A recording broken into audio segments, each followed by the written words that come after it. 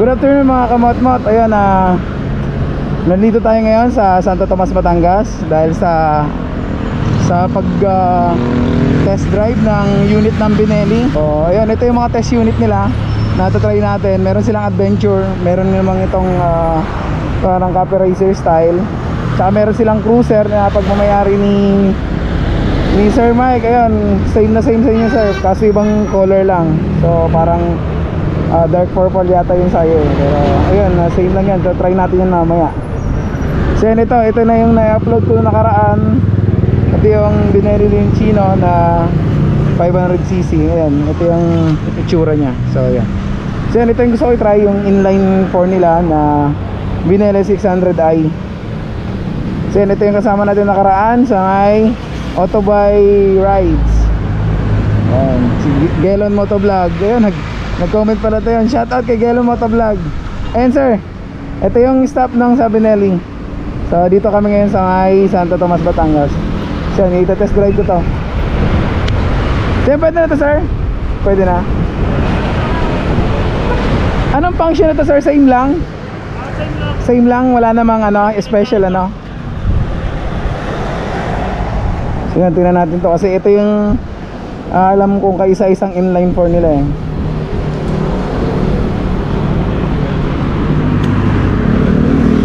Ayan, ang ganda ng yung logo, may tumatakbo. Ano yung tumatakbo sir? Leon. Leon. Yun na isip din. Ito pala, Leon. Ayan, so para mataas yata ito eh. Mataas ba ito? Ay hindi, okay. Kaya. So yun, same lang no?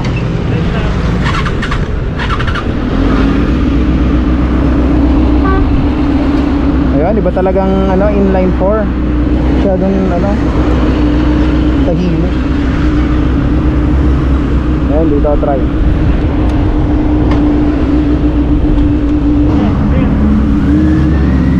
Ayan guys, eto na.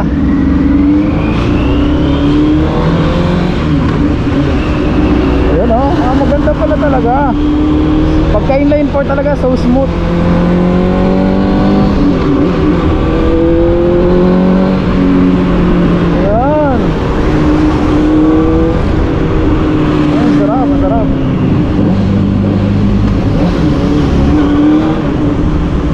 Bigay talaga Ayan, mamaya tanungin natin yung price na ito kung magkano, pero sa tingin ko kung gusto mo ng affordable na inline 4, dito ka na sa Benelli. Kung habol mo yung magkaroon ka ng inline 4 na big bike, so I think panalo ka rito. Ayan, maganda naman eh. Ayan, yung paano siya yung maneuver, okay naman yun mabigat lang siya sa una, pero pagdating sa nagdadrive na siya, hindi naman yan, try natin mamaya yung speed kung gaano siya ka-aggressive.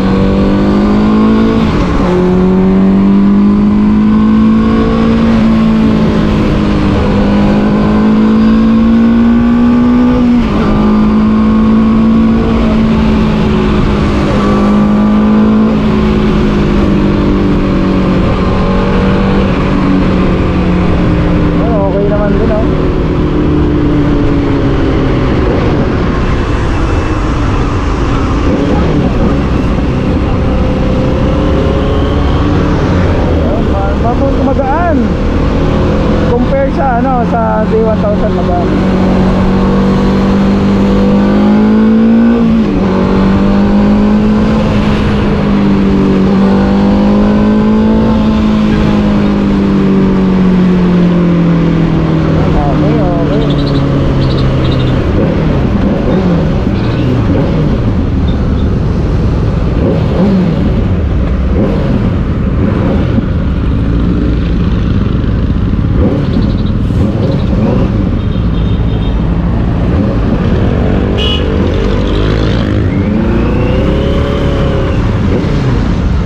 Hanap tayo ng lugar na pwede niyang walk around.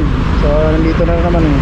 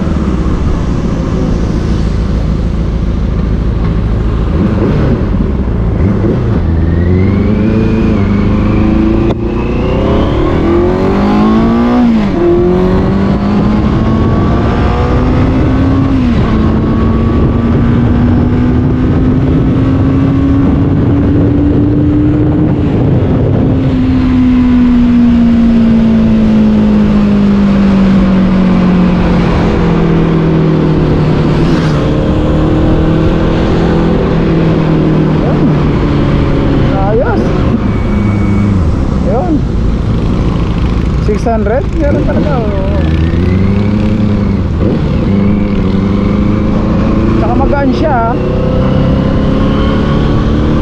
Tsaka sa 5'6" na height, hindi ako tiptoe, so semi tiptoe lang. So tingin ko sa Asian height, tingin ko okay na okay. So maganda siya.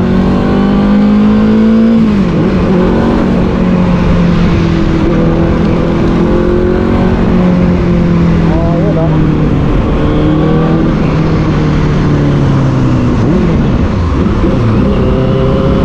Ayan, okay.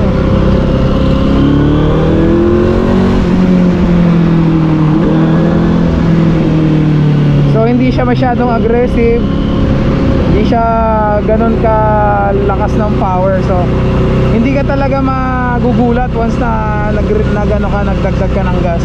Hindi ka tulad nung iba na masyadong aggressive dahil nga sa inline 4 siya. So mas pagka single cylinder kasi mas torquey siya. So hindi tulad nito na inline 4, hindi siya ganun ka-arangkada. So I think kung galing kang 400 tapos mag-upgrade ka ng ganito, sa tingin ko hindi ka masyadong mahirapan.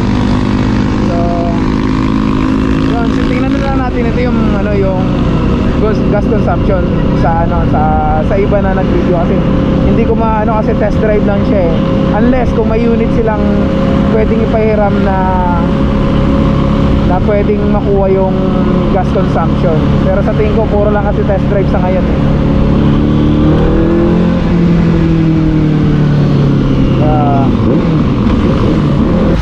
Try natin i-walk around yung Benelli 600i.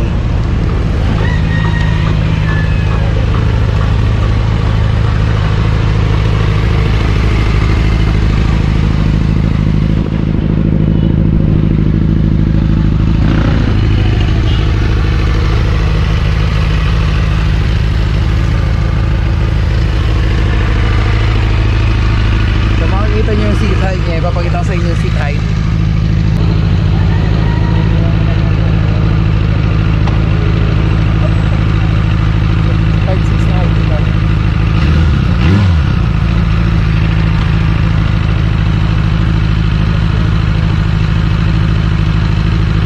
Tsaka yun guys, makikita nyo yung headlight nya is napakaliit. Ayan. Ayan. So yan, makikita nyo guys dito yung kanyang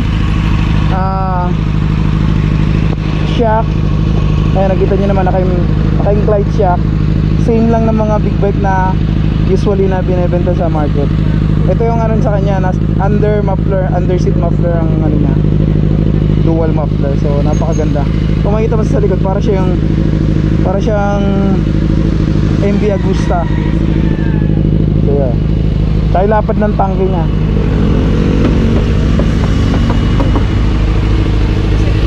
Makita nyo rin dito guys sa niya is yun, lang, common lang, signal light, gear indicator, odometer, yung RPM mo, gas, tsaka yung RPM mo isa sa kabila, yung kilometer per hour, yung consumption niya. Yun, may temperature din, tsaka TFT panel na siya.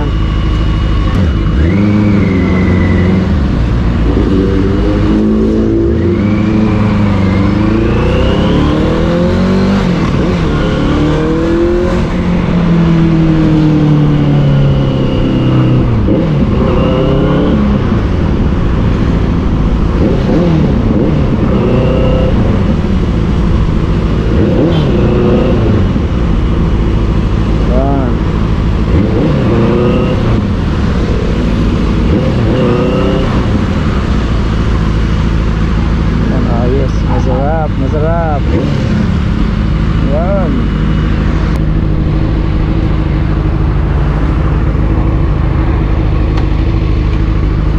Ayun.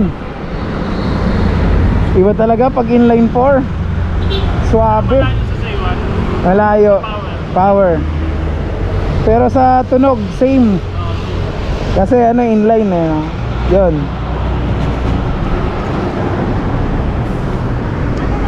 Yan, ito na yun guys, nakita nyo na.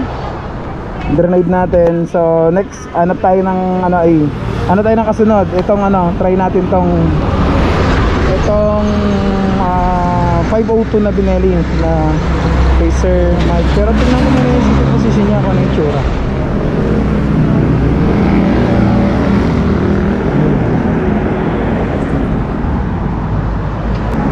Yan, try din natin tong Benelli 502 na cruiser nila.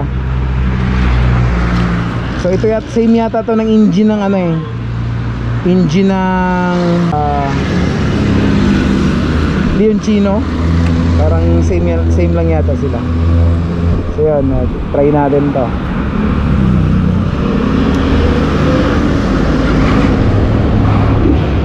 Oh, iba yung makina na ito.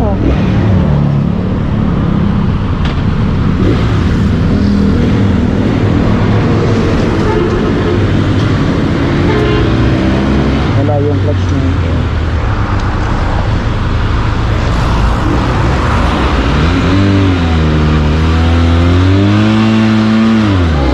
Oh, iba.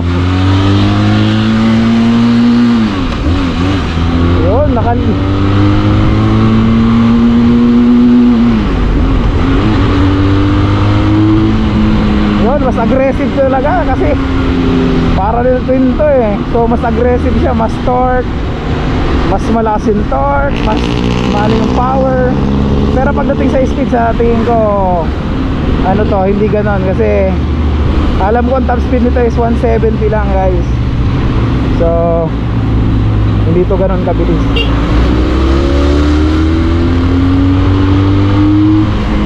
Pero last talaga ng torque. Ayan, Sir Mike, shout out kay Sir Mike Cervantes. Shout out sa'yo. Ito yung nag-iisang nagmamayari ng Benelli sa Southwood Revs yun. Shout out sa'yo, sir. Ganito palang pakiramdam ng nakaupo ng Benelli 502. So yan, masyadong malapad yung niya, yung manibela niya. Hindi siya wise sa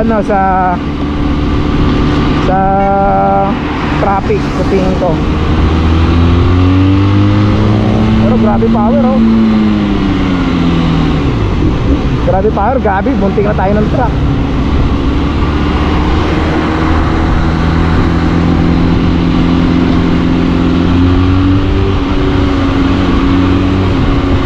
So yun lakas talaga, lakas ng power. Iba talaga pagka parallel twin. So,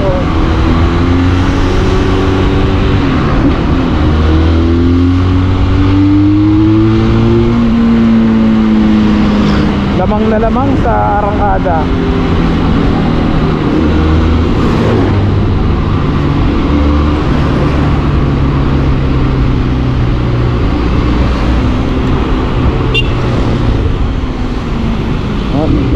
Basang preno.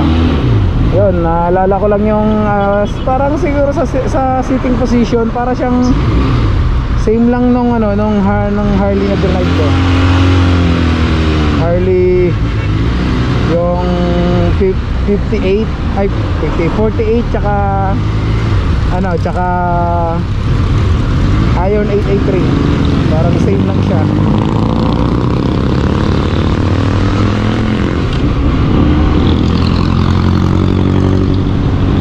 Napakatagimik na na ito ng 5.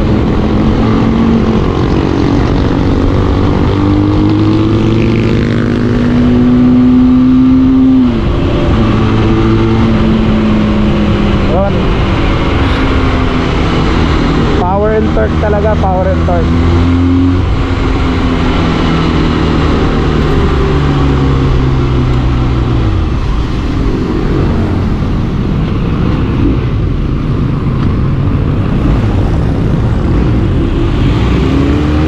Yun, sa pagliko medyo kailangan mo ng mahabang space. Hindi siya katulad ng usually na standard na motor kasi yun, mabilis lang eh kasi ano lang narrow, masyadong narrow yung ano, yung manibela. Ito masyadong wide kasi nga cruiser type. So yun, pag liliko ka na ito, kailangan mo talaga ng wide range. Yun, masyadong malakas ang arangkada.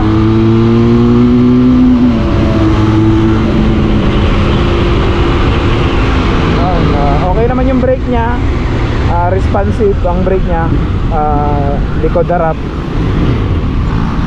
Ang ano ko lang, ang concern ko lang masyadong matigas yung clutch.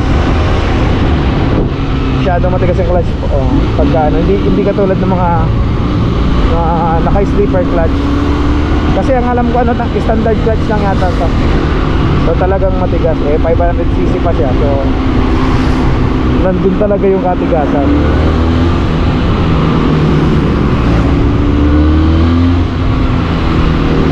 Ayan, ito pala yung pakiramdam na naka-cruiser. Pero same lang siya ng same sitting position lang siya ng Harley Davidson na test drive ko.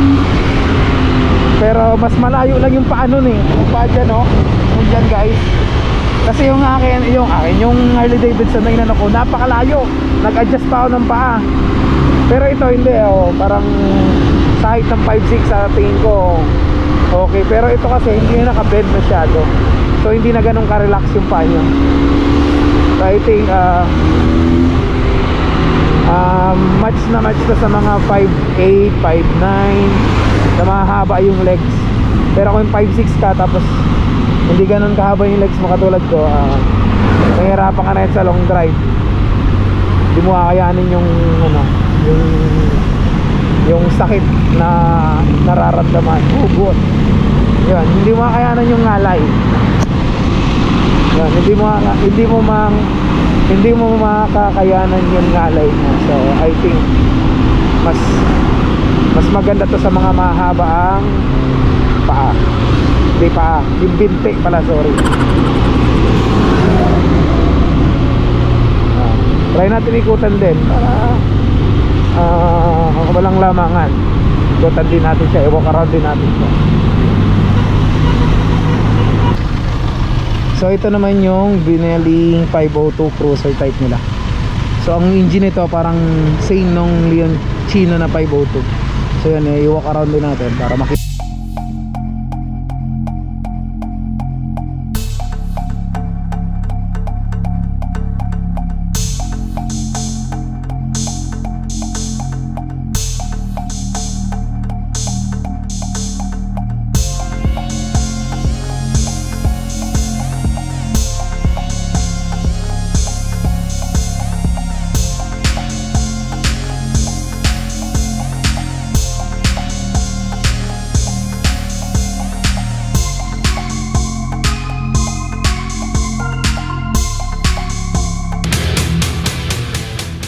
Guys, makikita nyo rito yung pipe nya napaka tahimik kasi naka dual pipe siya pero napakalit ng butas. Kaya pag nirev mo siya, yun lang, halos engine yung maririnig nyo kasi meron pa siyang catalytic converter na nandito. So napakatahimik pa niya. Saka ang kagandahan dito guys, meron na siyang naka-built na yung yung mudguard nya na usually sa mga big bike yun ang hindi maganda kasi halos yung yung nilalagay nilang tail tie parang support na lang dun sa plate, hindi na siya talaga nagiging tapaludo. So ito maganda to kasi meron na siya, so yung tilapsik nung ulan hindi na talaga aabot dun sa BR mo. So sa tingin ko ito okay to, pro yan, maganda yan, magandang accessories na kinabit nila dyan. So I think sa price na ito, ilalagay ko na lang dyan yung specs na ito, ilalagay ko na rin dyan sa video katulad nung Benelli 600i, ilalagay ko na rin yan. Tsaka guys, tingnan nyo ito 500cc na naka dual disc na sa harap. So yun. So yung mga ipapansin nyo rito, yung headlight nya is parang sa yung Diabel, Ducati Diabel. Yun. Hindi ko alam kung kinuha yan doon pero magkahawig yun. Yan, ito yung Binelli 500i. Yan, sarapan nya. So yun, sa tingin ko balikan natin to.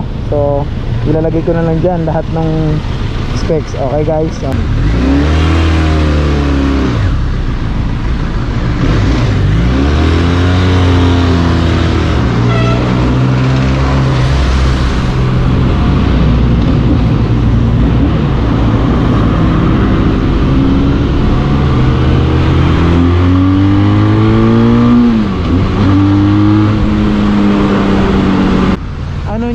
type niya, pero si type niya flat footed ako. Yan guys, nakalimutan ipakita. Ayan, pero mapapansin nyo, naka flat footed ako. Yan, magkabilaan. Hindi ko lang nailagay sa video. Yes. So yun, ito basic lang to, same lang. Yan lang, yung kill switch, hazard. Ayan, makikita nyo naman naka-indicate yung hazard. Electric start, may signal light, turning light, busina, high beam, tsaka yung fast light. Tsaka yung sa mga nagtatanong, ito yung control nito, wala rito sa panel mismo. Yung control nito nandito lang. So ito lang, single button lang ang control nya. Hindi tulad ng iba na maraming pinipindot. Ito lang yung pag-set nya. Ayan sir, mas malakas talaga arangkada pagka parallel twin to, di ba? Compared sa inline 4. Okay, thank you sir sa ano. Ito hindi ko na-test drive kasi Sir, pagka opening namin, invite ko rin kayo. Sige po. So located sa 355 Barangay San Miguel, Santo Tomas City, Batangas. Yan. Ilalagay ko na lang dyan sa video yung address niya para kung hindi malinaw masyado yung boses ko, mababasa nyo na lang. Ayun, so yun guys, siguro hanggang dito na lang kasi ito naman meron na akong test drive na ito. So yun guys, ano lang, abang na lang doon sa opening na itong Binelli, Batangas. So yun guys, this is Ironman, peace out.